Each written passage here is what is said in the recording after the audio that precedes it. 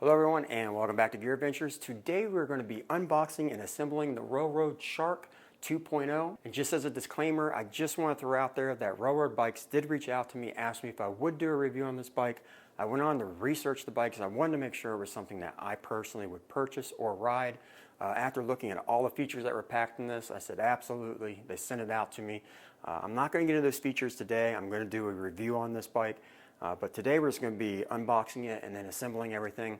If you stay tuned in the very end though, I will throw in a pro tip that's going to save you all kinds of time, trouble, and headaches. So stay tuned in the end for that, and let's go ahead and get this open and take a look at it.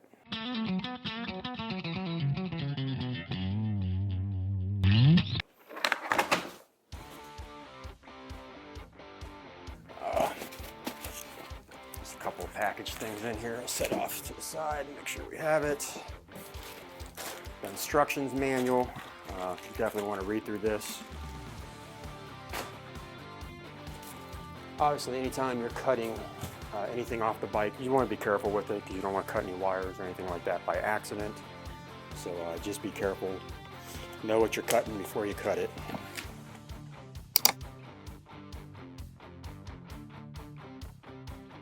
Everything is actually packaged very nicely on this bike to keep it from getting damaged or scratched. I mean, they really went above and beyond to make sure they had everything wrapped very nicely. So that's actually really nice. So we're gonna go ahead and get the accessories out, and then we're gonna cover how to go ahead and put all those on. So this is everything that comes with the bike. So it does come with all the tools you need to assemble stuff. The first thing we're gonna do is assemble the handlebars onto the bike. So as you tighten this down, you definitely want to get your handlebars lined up and centered on here. I would say I'm basically centered right now, so we're going to go ahead and tighten this down. Remove the keys, which are normally on the handlebars of most bikes. That's where they are in here too, usually on the wiring. And then we're going to take the battery off.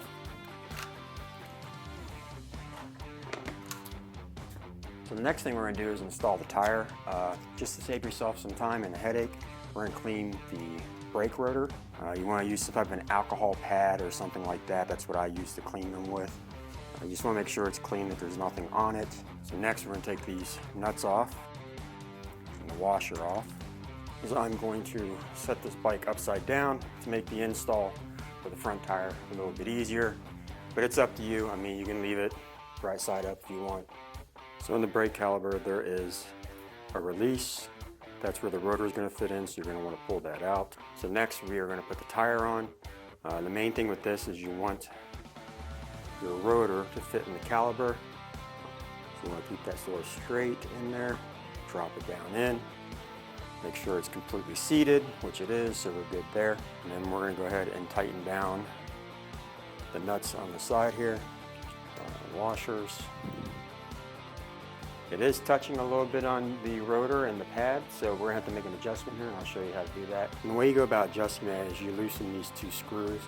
I can see the bottom was okay. The part that was rubbing was up top here, so I just loosened the top one. And then what you're supposed to do, I have my foot on the front brake, is you squeeze that brake all the way down, tight. And then you would tighten this back down, and that would keep that centered. But you wanna make sure you have that front brake compressed all the way to do that. So I already have it compressed, so I'm going to go ahead and tighten this back down a little bit. Hopefully now we'll be good to go.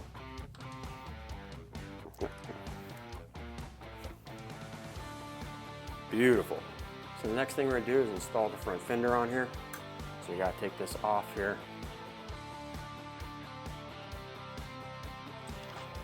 There we are. There's a washer on there too, so be careful you don't drop that. Screw back through, washer on, nut. I'm not going to tighten this all the way down yet, because first I'm going to go ahead and put these onto here to get it stable where it needs to be, and then we'll go ahead and tighten down the bottom. Again, make sure it's nice and snug so you don't get any type of a rattle or anything like that. Good to go. Next we're going to install the turning signals. Go ahead and screw this down, get it straight to the front, same thing on this side.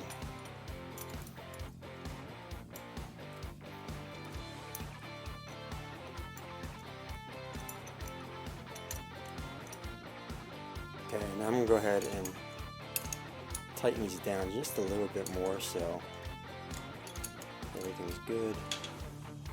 We're going to tighten this down on the turning signals.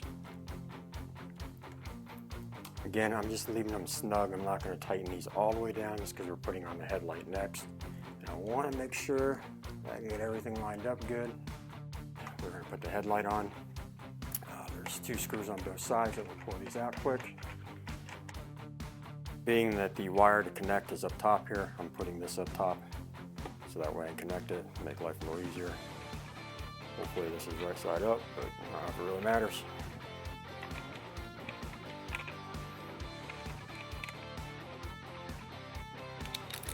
I'm going to use my own ratchet to tighten these down.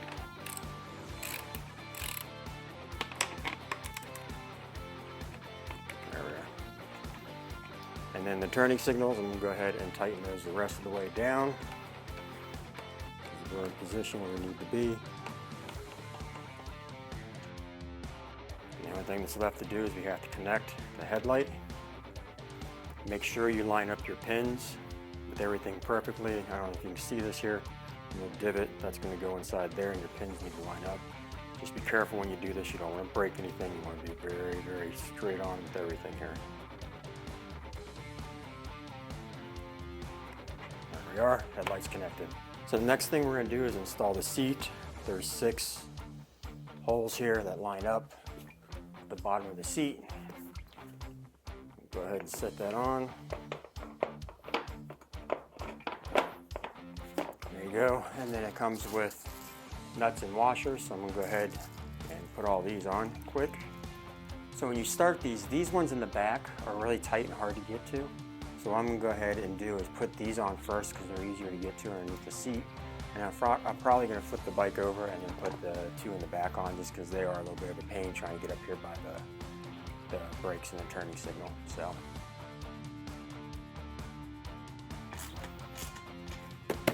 Alright, that's got the seat down solid enough that I can go ahead and flip this over. So as you can see, these are a lot easier to get to now. Which again, you can do it the other way if you like.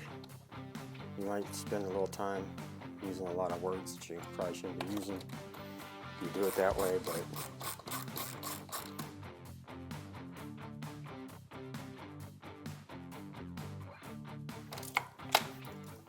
give them a final twist, make sure everything's tight. Good to go. We're going to install the pedals. They are marked left and right, so make sure you put the right pedal on the right side.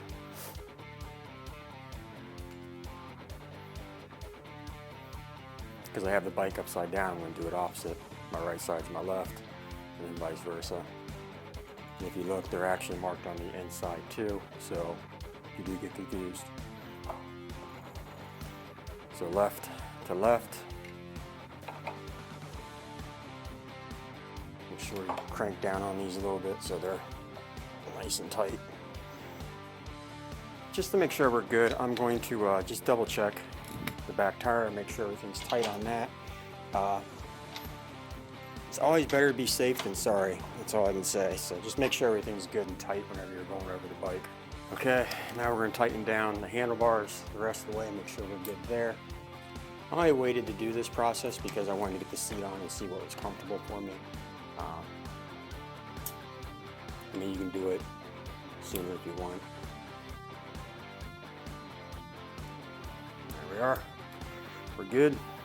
Okay, now we're going to go ahead and install the foot pegs. The main thing to remember is you get the right one for the right side. You're going to be wanting them to flip back in towards the front of the bike.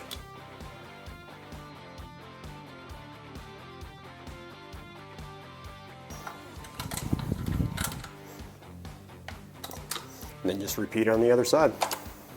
If for some reason your bike is leaning too far, there's a small adjustment back here.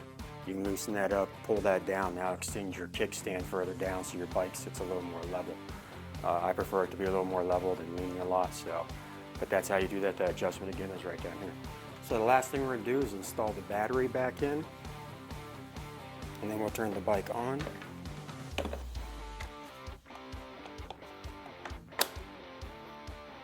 So now we're going to power it on to make sure that we have display. Power is on. Turn the headlight off. Display's running, so we're good there. The assist 2, 3, 4, we're good there. It's also got walking mode, which is nice, but it has a bunch of modes. I'm going to cover more in a review on this. This is just basically the install. So it does have power and we're good there. The turning signals are working. The other one's working. Of course, the headlight did turn on, which it is really bright. Sitting really high. Probably turn that down a little. Okay, now we have everything assembled. One of the things you do need to do, read through the manual. Also, the toolkit that came with the bike. Hold on to these tools. Just because you're out riding, you throw this in your backpack or something, take it with you. So if you do have an issue or something comes loose and you tighten it down, you got this toolkit with you. It's nice to have. And finally, my bonus tip. So I know after getting everything assembled, the first thing you want to do is you want to go out riding. But I have to say, you need to bed your brakes. If you don't know what that is, I will link a video. Go check out that video that I did on bedding your brakes. What that basically is going to do is prevent your brakes from squealing. I know a lot of people get these new e-bikes, they get out and they start riding, the brakes are squealing, they're getting angry while there's brakes squealing. But anytime you have disc brakes like this, you definitely want to bed your brakes on any type of bike. So check out that video, I'll explain how to do it, and hopefully this video has been helpful in giving you the information you need to be able to put this bike together and assemble it. If you haven't subscribed, please feel free to do so. I am going to be doing a lot of upcoming videos on this bike. The next one is going to probably be the review, so you're not going to miss that. This bike has a lot of stuff to it. You definitely want to check that out. Give this video a thumbs up, and I'll see you on the next one.